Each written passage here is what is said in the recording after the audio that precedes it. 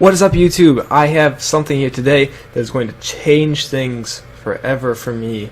I mean forever. Notice anything different? If you don't, you should. It's right here. I now have a legitimate microphone. So if you are excited as I am, stay tuned for more awesome audio quality.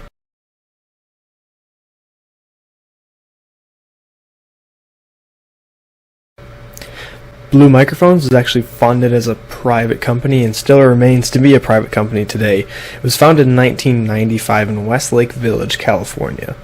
And ever since then, Blue has been making very high quality microphones both in the professional field and even the USB field. Their first most popular microphone is actually called the Blue Snowball. The Blue Snowball actually retails for a little bit less than the Blue Yeti. However, it does have a few less features, and it also doesn't have quite the recording quality of the Yeti, but the Blue Snowball is still a very good mic. It comes in two different kinds, as far as I'm aware. It comes in just the plain white, and it also comes in a more of a metal silver finish.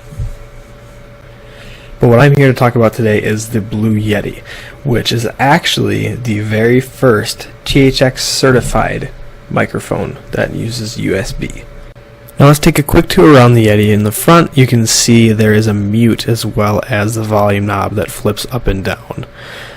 You can see the side knobs are adjustable to see how tight it is. If you look at it from a side angle, you can see the front and the back, as well as the stand kind of slants towards the side. On the bottom you have the USB, which plugs into your computer, a microphone stand option, as well as the zero latency headset jack.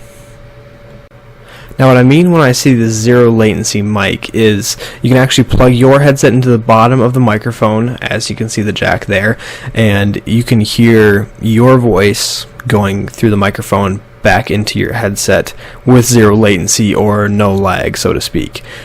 This port also allows you to listen to whatever's on your computer using the USB, so if you're listening to the song you're singing or something like that, it also allows you to do that. The tour will continue with the back of the microphone. Now if you look up you can see the pattern switcher, which I'll get to all the different patterns in just a little bit, and then right above that knob there's actually a gain knob, and the gain is what you adjust to see what your mic is picking up. So if there's background noise in the room, you can tell it to stop. Otherwise, if you want to pick up more background noise, if you're doing like musical, if you have multiple instruments around, that's what you would use that for. So there are four different sound options when you're looking at the Yeti.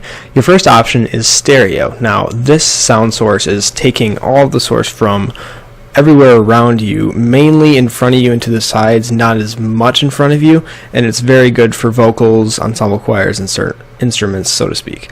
Cardioid is best for doing voiceovers. That's what I use for doing voiceovers like right now. Podcasts, voiceovers, vocals, and instruments all coming from directly in front of the microphone is what that allows you to do.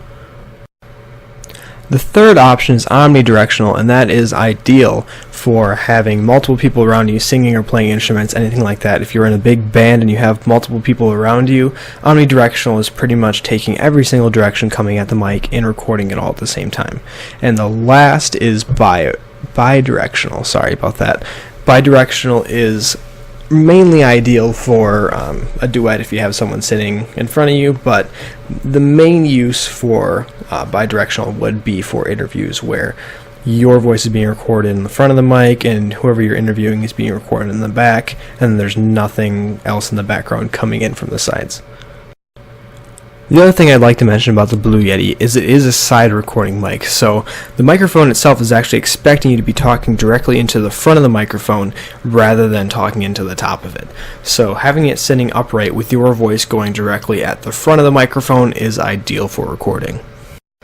What differentiates the Yeti from other microphones is that it's got a triple capsule display, which means the microphones on the inside actually have three different directions they're pointing at, which is better than most microphones. Now the Blue Snowball has two, and other competing microphones at the same quality actually only have one, so having three is actually an advantage that only Yeti shares. And if you ever were to get this microphone and be dissatisfied with its quality, the best thing you can do is add a pop filter. Now, a pop filter takes out all of the popping noises, so to speak. So when you're pronouncing your P's and stuff like that, when you hear saliva swishing around in your mouth, stuff like that, it kind of takes all that louder excess noise away from when you're talking and just makes your voice all around more clear.